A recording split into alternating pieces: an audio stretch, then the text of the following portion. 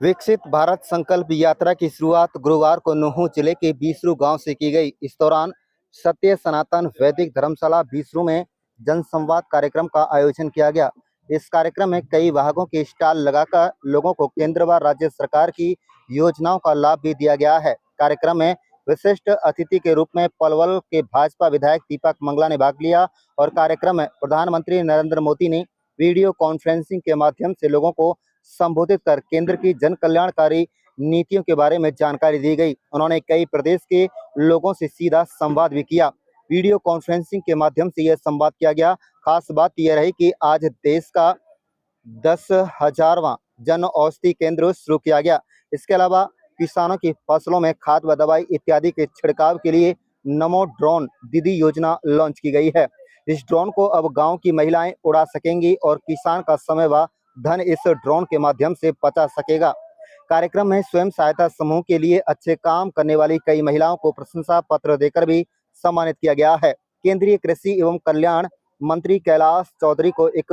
किताब भेंट की गई तथा उनके यहां पहुंचने पर भव्य स्वागत किया गया। डीसी धीरेन्द्र खडगटा, एसपी नरेंद्र सिंह बिजारनिया सहित तमाम आला अधिकारी मौजूद रहे।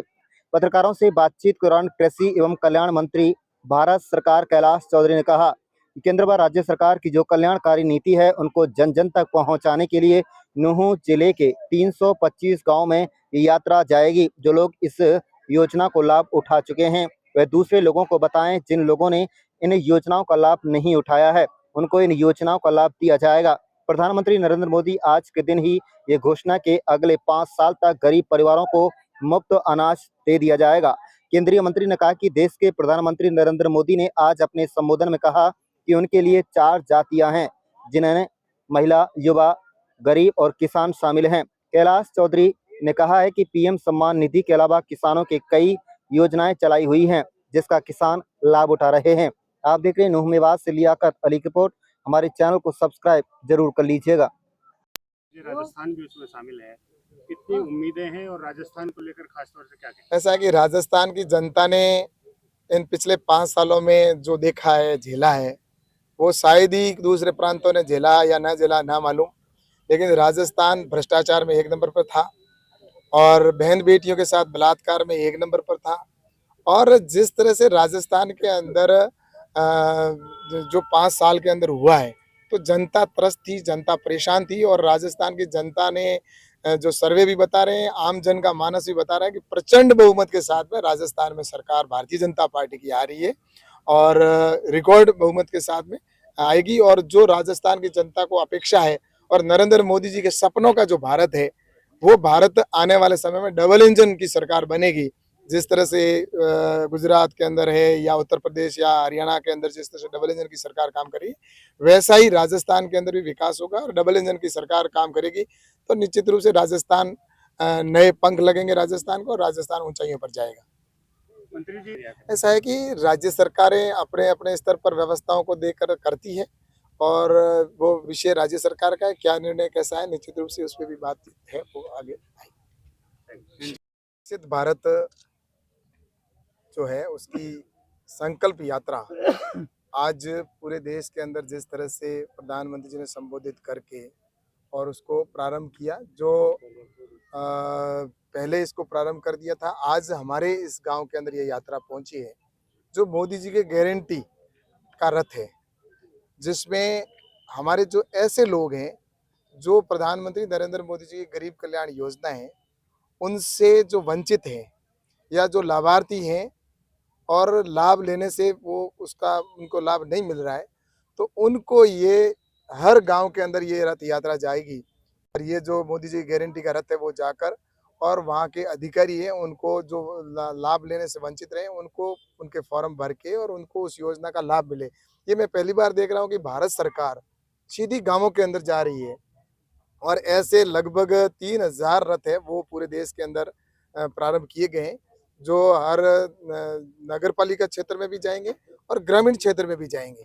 और वहां जाकर जो सरकार की, केंद्र सरकार की और प्रधानमंत्री जी की जो स्कीम है वो योजनाएं उनको लाभ कैसे मिले। और इसके साथ ही किसानों की किसान सम्मान निधि का कोई अगर है लाभार्थी अगर वंचित है या कोई जैसा कि दीनदयाल ग्राम ज्योति योजना से अगर कोई है या लाइट से वंचित है या पानी से है या जिस तरह से उज्ज्वला गैस योजना है या केसीसी है, ऐसी योजनाएं जिनसे वो वंचित रहा है, तो उसको गांव के अंदर जाकर सैचुरेशन तक हम कैसे पहुंचे, कोई भी व्यक्ति लाभार्थी है वो वंचित ना रहे,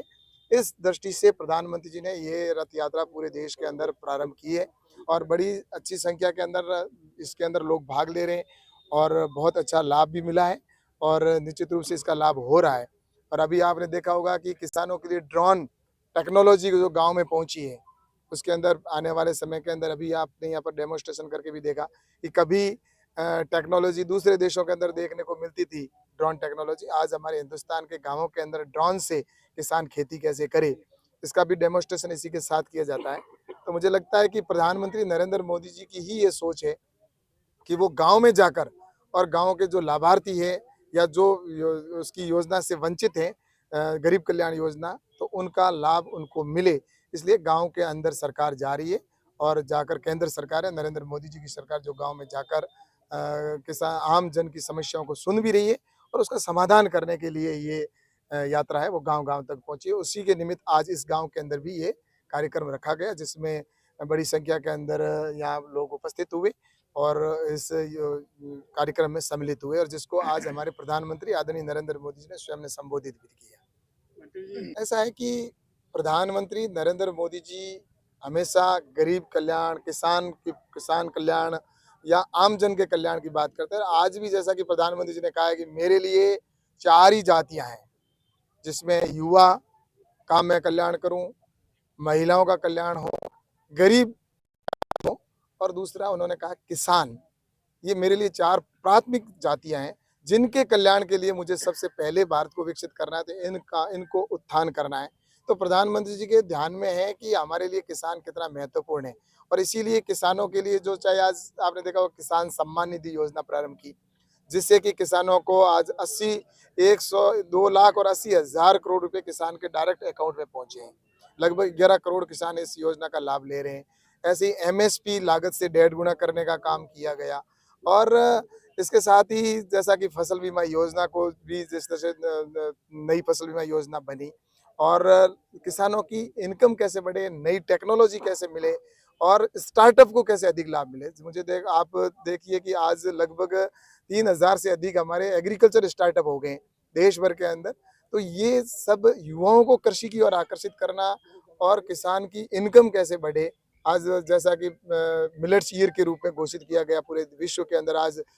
श्री अन्न के नाम से पूरी दुनिया में जाना जाता है। जो हमारा अनाज किसान यहाँ पर उत्पादन करता है लेकिन उसका लाभ भी कम मिलता था, पैसा भी, आज वो वर्ल्ड के अंदर पहुंचा है हमारा श्री अनाज मिलेट से। तो ये सारी चीज़ें इसीलिए की जा रही है किसान आत्मनिर्भर हो और इसके ऊपर निश्चित रूप से कि किसान के सामने जो प्रमुख 4 समस्या है, किसान को लागत में एक तो कमी करना और उसके बाद में उसको भंडारण की व्यवस्था हो, मार्केटिंग की व्यवस्था हो, तो इसके लिए 10,000 एफपीओ बनाए गए ताकि गाँवों के अंदर ही हमारी यूनिट लगे, प्रोसेसिंग यूनिट, सॉर्टिंग ग्रेडिंग की यूनिट गाँव के अंदर खुद किसान की लगे और किसान एफपीओ बनाकर अपना समूह बनाकर और उसको अच्छी मार्केट के अंदर अच्छी रेट ले सके। इस दिशा के अंदर नरेंद्र मोदी जी की सरकार लगातार प्रयास कर रही है और मुझे लगता है ये काम अगर पहले कर दिए होते, जिन सरकारों ने काम किए थे, तो मुझे लगता है कि किसान को आज इस तरह से सड़कों पे भी नहीं आना पड़ता और किसान की समस्याओं का समाधान भी हो जाता। लेकिन मुझे लगता है कि प्रधानमंत्री नरेंद्र मोदी जी ने जो पिछले 5 साल थे, वो उन लोगों के जो गड्ढे खोदे हुए थे उनको भरने का काम किया था और इस 5 साल में नींव को भरने का काम किया है। असली मीनार अब खड़ी होगी और निश्चित रूप से आने वाले वक्त के अंदर किसान आत्मनिर्भर भी होगा और देश भी आत्मनिर्भर होगा और इसी पर सरकार है, केंद्र सरकार काम कर रही है।